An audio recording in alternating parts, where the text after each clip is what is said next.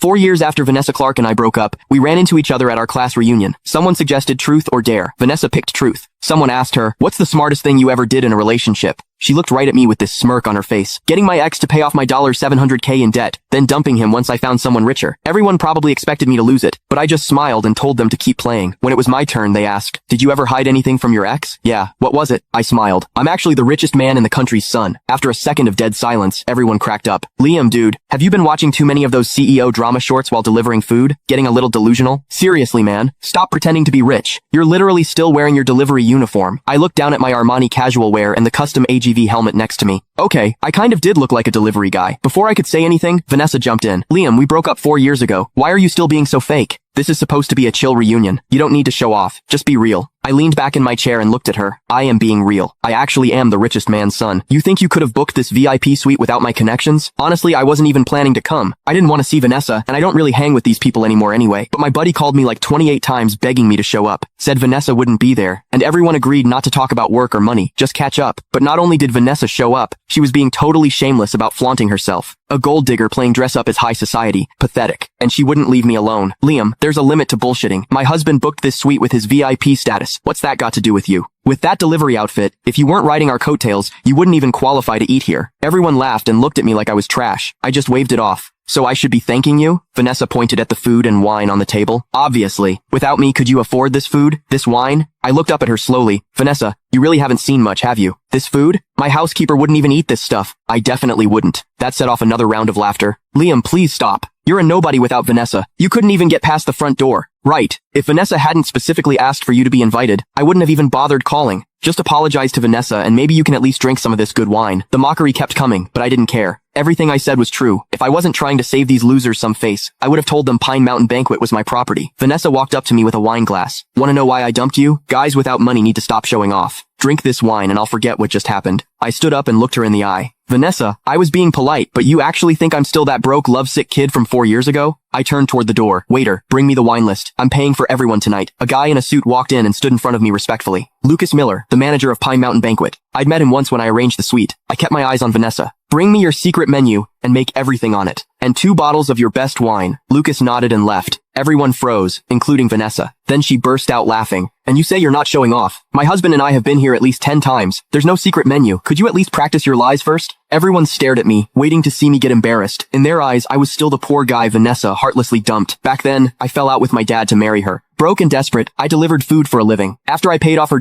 $700K in debt, she hooked up with some rich kid named Sebastian Ashford. Heartbroken, I went home to take over. You can find the full story in my bio. It's free.